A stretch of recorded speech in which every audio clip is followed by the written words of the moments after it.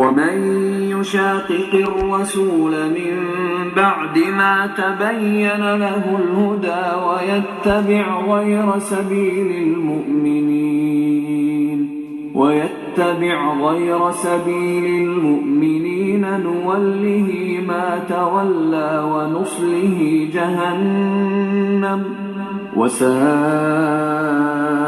مصيرا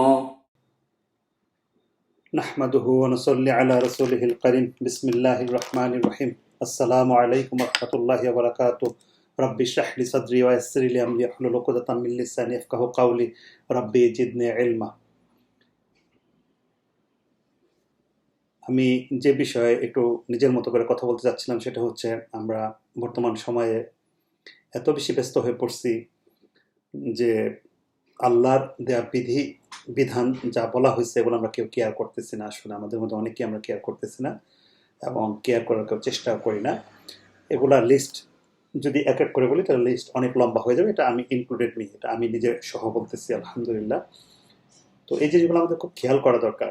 এক হলো আমরা আল্লাহর তৌহিদকে প্র্যাকটিস করতেছি না, কুফর শিরক বিদআত চিন্তা করতেছি না।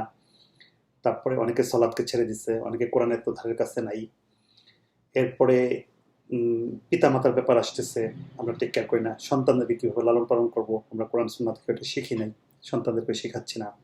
আমরা দিন দুনিয়া নিয়ে এত বেশি ব্যস্ত হয়ে পড়ছি যে আমাদের রাত লম্বা হয়ে যাচ্ছে জেগে যাওয়া, সকালে ওঠার অভ্যাসটা আমরা ছেড়ে দিছি।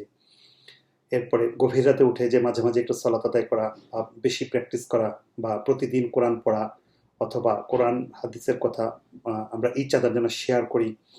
এরপরে আমাদের স্ত্রীদের সাথে উত্তম ব্যবহার বা আমাদের প্রতিবেশীর সাথে উত্তম ব্যবহার, প্রতিবেশীদের খোঁজখবর নেওয়া এবং আমার আচরণ ভালো হওয়া, এবং আমি যখন রাস্তাঘাটে চলি কেউ আমাকে একটা বাজে কথা বললে আমি যেন তার সাথে বাজে ব্যবহার না করি। এই জিনিসগুলো আমরা আসলে কেউ চিন্তাও করি না, চেষ্টাও করি না। এবং আমাদের এগুলা যে কথাগুলো বললাম এগুলা কোরআন এবং সুন্নাত কি বলছে এগুলো আমাদের একটু মিলায় দেখা দরকার। এবং সবচেয়ে কষ্টের ব্যাপার হলো যে কেউ যদি কোনো ব্যাপারে কোনো একটা দলিল ছাড়া হাদিসের নামে একটা কিছু বলেন, তাকে যদি দলিল দেওয়া হয় সে রাগ হয়ে যাচ্ছেন। এটা কেন ভাই? ভুল তো হতে পারে। আর এখন হলো যে সময় চলতেছে ফেতনার যুগ। ব্যাপার হচ্ছে আমি দাঁড়িয়ে রাখছি, আমি টুপি পড়ছি, আমি ইউটিউবে কথা বলতেছি, আমি যেটা বলছি এটাই ঠিক। ব্যাপারটা কিন্তু এরকম না। তো আমি যে প্রসঙ্গে আসতে চাই সেটা হলো আমাদের পিতামাতা। আমরা বর্তমান সময় পিতামাতাদেরকে আমরা ছোট করে ফেলছি, আমরা এদেরকে এত সস্তা করে ফেলছি যেটা আশেপাশে তাকাইলে আমরা দেখি।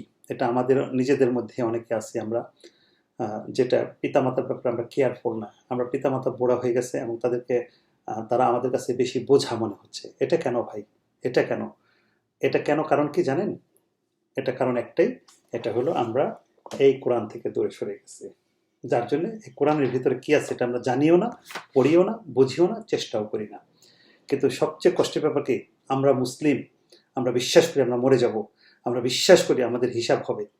তাহলে আমরা এই কথা কেন ভুলে যাচ্ছি যে আমাদের পিতামাতারা এখন বয়স হয়ে গেছে, তারা অসহায় হয়ে গেছেন। তাদেরকে যে যতটুকু পারি ততটুকু আমরা সহযোগিতা করি, তাদের সাথে উত্তম আচরণ করি। এটা আমার কথা না, এগুলো সমস্ত কোরআন এবং সুন্নাহর কথা। সূরা বনী ইসরাঈলে আসি আমরা 23 নম্বর আয়াতে, যে আউযু বিল্লাহি মিনাশ শাইতানির রাজিম ওয়াকাদা রব্বুকা আল্লা তা'বুদু ইল্লা ইয়্যাহু ওয়া বিল ওয়ালিদাইনি ইহসানা। তোমার প্রতিপালক নির্দেশ দিয়েছেন যে তোমরা তিনি ছাড়া অন্য কারো ইবাদত করবে না এবং পিতামাতার প্রতি সৎ ব্যবহার করবে। তাহলে এখানে দেখেন কথাটা কি বিউটিফুল কথা। এবং আমি এটা ডক্টর আবু বকর জাকারিয়ার ট্রান্সলেশনটা, এটা বাংলাদেশে অ্যাভেলেবেল কপি পাওয়া যায়, খুবই সুন্দর সংক্ষিপ্ত একটা তাফসির। আর যদি সম্ভব হয় ইবনে কাসিরের তাফসির, যদি বেশি পড়াশোনা করতে ইচ্ছা করে তো ওখান থেকে আমরা জ্ঞান নিতে পারি। দেখেন এখানে ডক্টর আবু বকর জাকারিয়া সুন্দর একটা কথা বলছেন কি, যে এই আয়াতে আল্লাহ তাআলা পিতামাতার আদব, সম্মান ও তাদের সাথে সদ্ব্যবহার করাকে নিজের ইবাদতের সাথে একত্রিত করে ফরজ করেছেন। তার মানে পিতামাতার সাথে সদ্ব্যবহার করা একটা ফরজ ইবাদত, এটা কোনো নফল ইবাদত না, এটা একটা ইবাদত, এটা কোনো সামাজিকতা না, এটা কোনো সামাজিকতা না। আজকে আমাদের টাকা পয়সা পিতামাতাকে দেওয়াটা বোঝা মনে হয়, বাবা মার সাথে সুন্দর আচরণটা আমরা কেন জানি করতে পারতেছি না। এটা কেন হচ্ছে? কারণ কি, আমরা কোরআন এবং সুন্নাহ থেকে দূরে সরে গেছি। এবং আলটিমেটলি সূরা ইব্রাহিমের একটা আয়াত আসছে, এই আয়াতটা আমি এখন মনে করতে পারতেছি না, যেটা বলতেছে আল্লাহ যে 3টা কারণে মানুষ মুশরিক হয়ে যাচ্ছে, জ্ঞানহীন হয়ে যাচ্ছে। তো তার মধ্যে হলো আল্লাহর বিধানকে ছেড়ে দেওয়া, বা এরকম ভাবে যারা কোরআনকে তুচ্ছ-তাচ্ছিল্য করে অথবা বক্রপথ খুঁজে বেড়ায়, এগুলো খুব ইম্পর্টেন্ট। এবং এই জিনিসগুলো আমরা কোরআনকেও ছোট করে ফেলছি, এবং যে কারণে কোরআনের যে বিধান সেটা আমরা জানিই না, একেবারেই জানি না এবং বোঝার চেষ্টা করি না। তো ভাই কথা হচ্ছে যে দেখেন, এই সূরা লোকমানে বলতেছে যে আমার শুকর করে এবং পিতামাতারও, আল্লাহ বলতেছিলেন সূরা লোকমানের 14 নম্বর আয়াত, যে এখানে এতে প্রমাণিত হয় যে আল্লাহ তাআলা ইবাদতের পর পিতামাতার আনুগত্য সর্বাধিক গুরুত্বপূর্ণ এবং আল্লাহ তাআলার প্রতি কৃতজ্ঞ হওয়ার ন্যায় পিতামাতার প্রতি কৃতজ্ঞতা হওয়াও ওয়াজিব। এরপরে দেখেন রাসূল সাল্লাল্লাহু আলাইহি ওয়াসাল্লামের হাদিস বলতেছে যে কোন এক ব্যক্তি রাসূল সাল্লাল্লাহু আলাইহি ওয়াসাল্লামের কাছে প্রশ্ন করলো, হে আল্লাহ রাসূল সাল্লাল্লাহু আলাইহি ওয়াসাল্লাম, আল্লাহ কাছে সর্বাধিক প্রিয় কাজ কোনটা? রাসূল সাল্লাল্লাহু আলাইহি ওয়াসাল্লাম বললেন সময় মতো সালাত আদায় করা। আবার প্রশ্ন করলেন এরপর কোনটি? তারপর বললেন পিতামাতার সাথে সদাচরণ করা, সদ্ব্যবহার করা। মুসলিমের হাদিস। এই হাদিস আপনি কোথায় রাখবেন? এই হাদিস আমরা কোথায় রাখবো? আল্লাহ জিজ্ঞেস করলে এই উত্তর আমরা কি দিতে পারবো? উত্তর কিছুই দিতে পারবো না। বিশ্বাস করেন, এই পিতামাতা যে কত মূল্যবান সম্পদ এটা আপনি ধারণা করতে পারতেছেন না। এটার যে ভ্যালু এটা আপনি বুঝতেছেন না, যার জন্য পিতামাতাকে টাকা পয়সা দেওয়াটা আপনার জন্য বোঝা মনে হয়। আজকে স্ত্রী সন্তানের জন্য, শ্বশুর বাড়ির লোকের জন্য, শালা শালির জন্য হাজার হাজার লক্ষ লক্ষ টাকা খরচ করতেছে অনেকে, কিন্তু পিতামাতাকে 2-5টা হাজার টাকা দেওয়া তাদের জন্য অনেক বড় বোঝা হয়ে যাচ্ছে। প্লিজ সময় থাকতে বুঝেন, কাজে হবে। বিশেষভাবে আল্লাহর কাছে ধরা পড়ে যাবেন, অসম্ভবভাবে ধরা পড়ে যাবেন, এবং এই ধরা থেকে তখন আর বাঁচতে পারবেন না, কিন্তু কখনো বাঁচতে পারবেন না। জীবনে এই শরীর, এই শক্তি, এই টাকা পয়সা কিছুই থাকবে না। এই দুনিয়ার জিনিস, এই যে আমার পিছনে দেখেন কত সুন্দর করে গুছাইছি না, এগুলো এখানেই পড়ে থাকবে, আমিই থাকবো না। এই চেয়ারটার মধ্যে আমি থাকবো না, এই চেয়ারটার মধ্যে আমি থাকবো না। এই চশমাটা, এই টুপিটাও আমার সাথে যাবে না। এই যে পেন্সিল দেখেন কি সুন্দর একটা পেন্সিল, এটাও আমার সাথে যাবে না। ছোট্ট একটা পেন্সিল, এটাও আমার সাথে যাবে না। তাহলে কিসের জন্য আপনি পিতামাতাকে নেগলেক্ট করতেছেন? কেন? আল্লাহর অর্ডারকে আসেন আমরা বাস্তবায়ন করি, আমরা জান্নাতের দিকে ছুটি। এরপরে দেখেন রাসূল সাল্লাল্লাহু আলাইহি ওয়াসাল্লাম বলতেছেন পিতা জান্নাতের মধ্যবর্তী দরজা, এখন তোমাদের ইচ্ছা এর হেফাজত করো অথবা একে বিনষ্ট করে দাও। এর নিজের হাদিস। কত হাদিস নেবেন আপনি, কত হাদিস নেবেন? এবং রাসূল সাল্লাল্লাহু আলাইহি ওয়াসাল্লাম আরো বলেন আল্লাহর সন্তুষ্টি পিতার সন্তুষ্টির মধ্যে এবং আল্লাহর অসন্তুষ্টি পিতার অসন্তুষ্টির মধ্যে নিহিত। এরপরে রাসূল সাল্লাল্লাহু আলাইহি ওয়াসাল্লাম, এটা তিরমিজির হাদিস। এরপরে রাসূল সাল্লাল্লাহু আলাইহি ওয়াসাল্লাম বলতেছেন সেই ব্যক্তির নাক ধুলোমলিন হোক, তারপর ধুলোমলিন হোক, তারপর ধুলোমলিন হোক। সাহাবারা জিজ্ঞেস করেন হে আল্লাহ রাসূল সাল্লাল্লাহু আলাইহি ওয়াসাল্লাম, সে কে? রাসূল সাল্লাল্লাহু আলাইহি ওয়াসাল্লাম বলেন যে পিতা মাতার একজন বা উভয়কে বৃদ্ধাবস্থায় পেল তারপর জান্নাতে যেতে পারলো না। আপনি খেয়াল করছেন যে জান্নাতের সাথে এই জিনিসটা সম্পৃক্ত, জান্নাতের সাথে সম্পৃক্ত, যে পিতামাতাকে রাজি খুশি করানো। তাদেরকে পিতামাতাকে রাজি খুশি করানো খুব কঠিন কাজ না, খুবই সহজ কাজ। বিশ্বাস করেন, আপনি আজকে চেষ্টা করেন, মাকে বলেন, বাবাকে বলেন, বাবা আমি ভুল করে ফেলছি, আমার খুব ভুল হয়ে গেছে, দেখেন বাবা মা আপনাকে কীভাবে জড়ায় না। এবং এতে আপনার রিজিকে বরকত হবে, আপনার সন্তান মানুষ হবে, আপনার স্বাস্থ্য বরকত হবে, আপনার সব কিছুতে বরকত চলে আসবে। বিশ্বাস করেন, এগুলো কোনো বানানো কথা বলতেছি না, আপনি প্রুভ করে দেখেন। আলহামদুলিল্লাহ, আমাদের মধ্যে, আমরা নিজেদের মধ্যে কিছু ভাই আছেন যারা পিতামাতার প্রতি এত বেশি সহনশীল, এত বেশি সদাচরণ করেন, তাদের বরকতের শেষ নাই। আমি তাদেরকে নিজে চিনি। আলহামদুলিল্লাহ, আসেন না, চেষ্টা করি।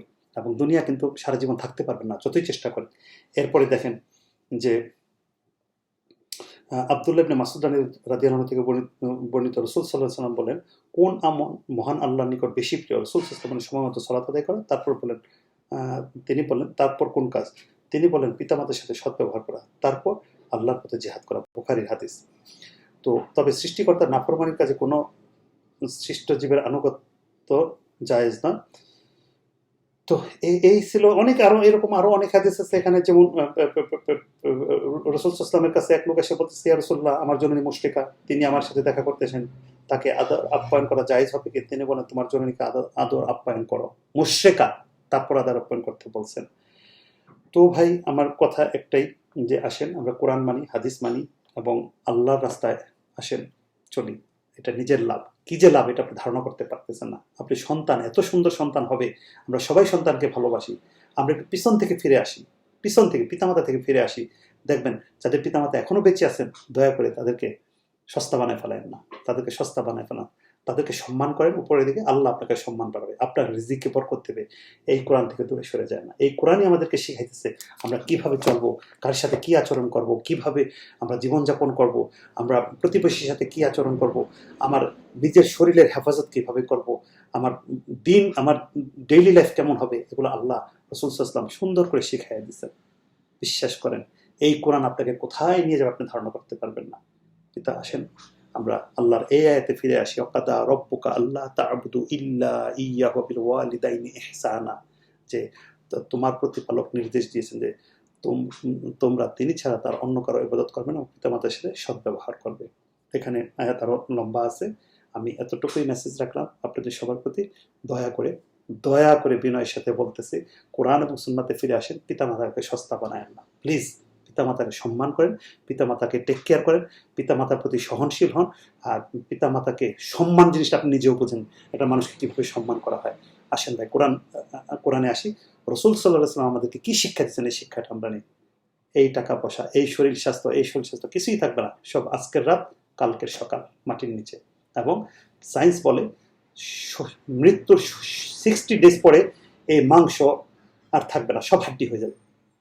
তো আপনি 60 ডেজ পরে ওই কবরে আর আমাকে খুঁজে পাওয়া যাবে না। তাহলে কিসের এত অহংকার, কিসের এত টাকা পয়সা? এই টাকা পয়সা রেখে আপনি কি করবেন? আপনি বউ পোলাপান খাচ্ছে আরাম করে, আপনার মা কষ্ট করে, এটা কি ঠিক? আপনি কি কষ্ট পান না? যেই মা আপনাকে এই পেটের মধ্যে 10 মাস 10 দিন বা কারো একটু কম হইতে পারে রাখছেন কত কষ্ট করে, এটাকে আপনি একটুও মনে করবেন না?